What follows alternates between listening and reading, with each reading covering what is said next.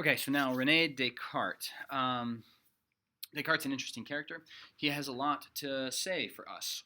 One of the things that he is going to latch onto is this idea of how do we know what we know and how do we know truth.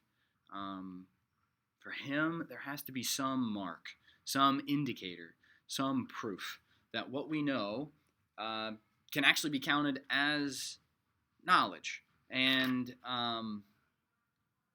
that really forms the basis of the rest of his philosophy. So Descartes' primary question is, how do we know what we know? And beginning epistemologically allows him to really shape what he believes ontologically. So he says there has to be some mark of truth. There has to be some idea that drives what we know and why that idea is true. So in addition to that, what's the actual nature of reality if we have to know truth to know what reality is? Again, his epistemology is driving his ontology here. How are our experiences related to both our body, our senses, and our brain? And is there a difference between the two? Is there a benevolent God? What about the problem of pain?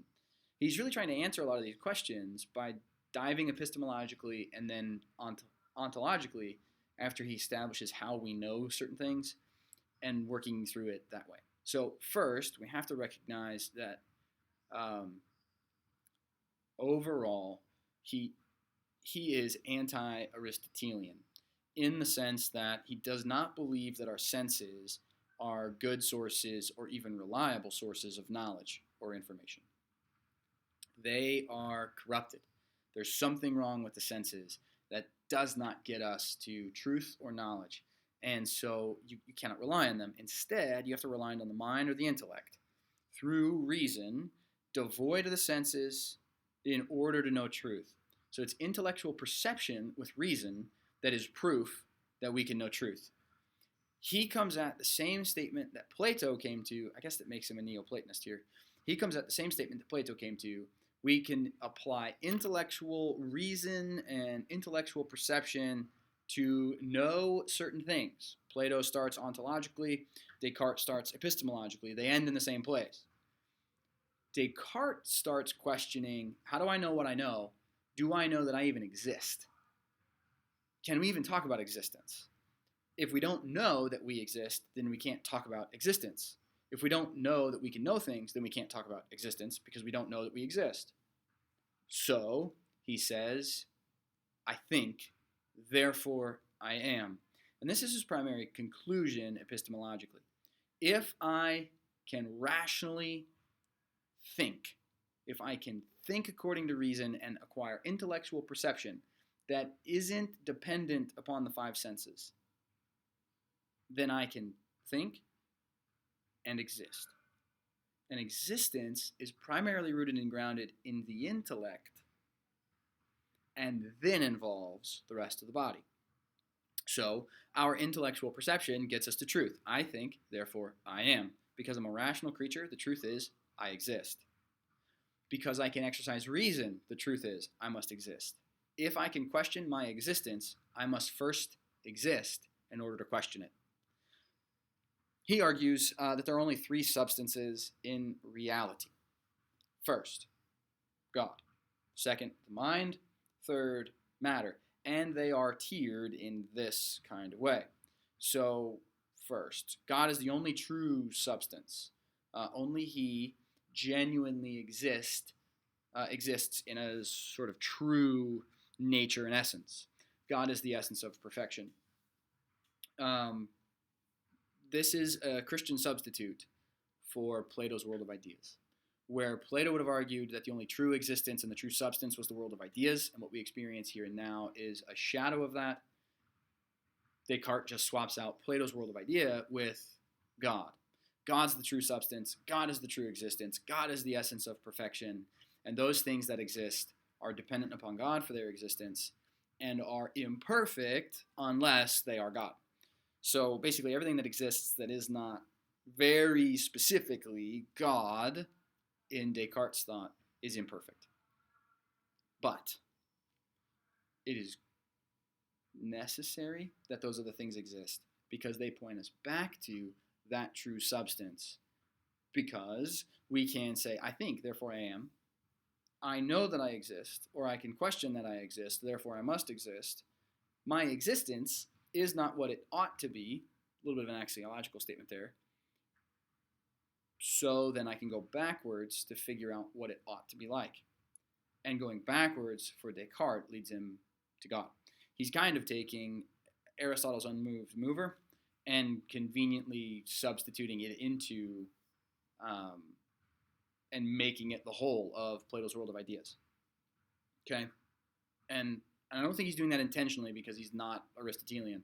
I think he's doing that because he's trying to make Christian sense out of Plato.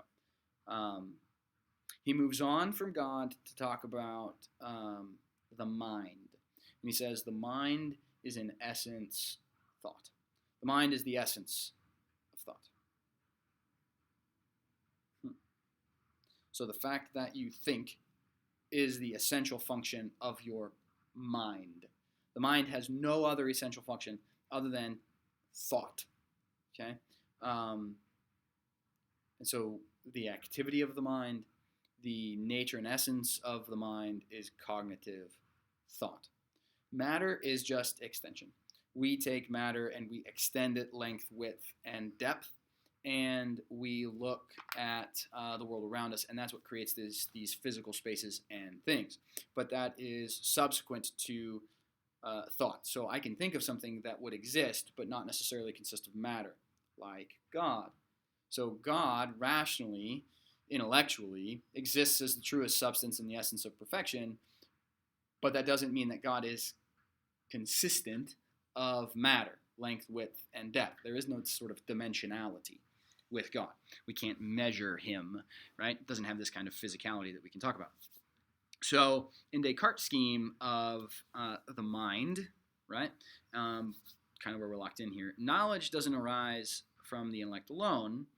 The intellect presents to us content and verifies that content's validity. This is true, but it doesn't affirm truth. It doesn't deny truth. It just the intellect presents us with information. Okay, it is the will that provides the judgment about truth and falsity. Okay, and so we have to know both the intellect and the will in order to know what Descartes is talking about. Okay, so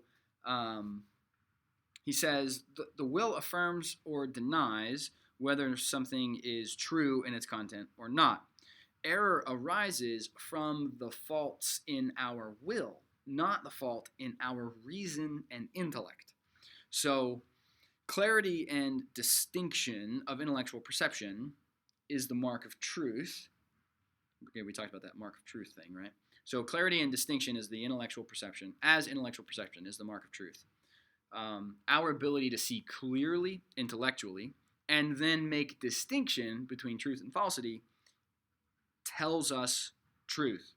That means you need both the intellect and the will in order to talk about truth. Okay?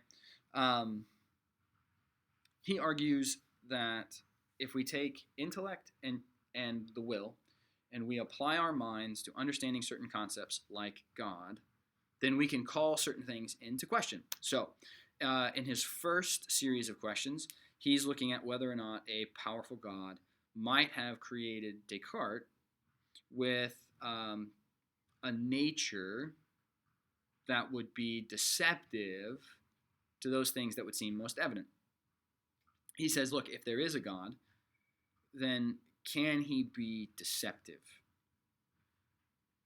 Then he goes on to argue that. And he says basically this. No, because God is the true substance and the essence of perfection, and truth is perfection, then God cannot be a deceiver, because that would not be perfection. So his argument starts from how we know what we know, and he builds it into an argument for God as a true substance, as a true perfection, in essence, of intellect, of the will, in order to establish truth as the ultimate expression of that God, of that being. Okay? So he says in his argument for the existence of God that the fact that he has an idea of an infinite being is the starting point for the fact that an infinite being is there. He calls into the argument a metaphysical principle that says there must be at least as much reality in the efficient and total cause as in the effect of that cause. Okay? The principle is put forward like manifestation of natural light. So the source and then the light that we can perceive have to go together. So if God, the true substance and essence of perfection, has created other things, the creation is the evidence that God is really there. And the fact that we can apply our minds to intellectually perceive what is true and what is false, then we can understand that a God who is true has to be there. Okay? So God characterizes God as infinite, argues that God, as an infinite being, must exist because he is the truest, most real substance and the essence of perfection.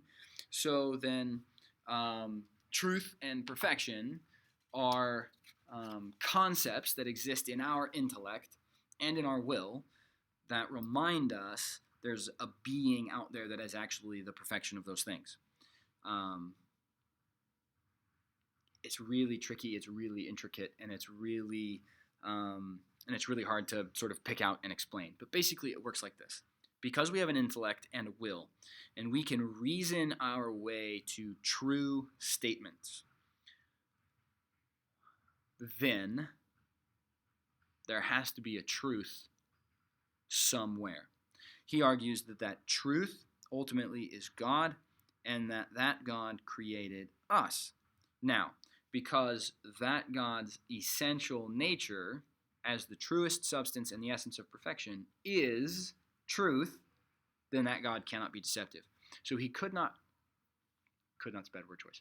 That God would not, according to his nature, create a system or a people that has the capability for intellectual perception, reason, and the exercise of the will to discern truth. That God would not create us to be deceived about who God is. So if we can envision God as the perfect thing, then we're on the path to really understanding, both intellectually and with the exercise of the will, exactly what God is. Now, this is where his "how do I know what I know" starts to get ontological. Because now he's talked his way through the epistemological question into the ontological nature of God and the ontological nature of human beings in our mind. Okay, so that's where we head next.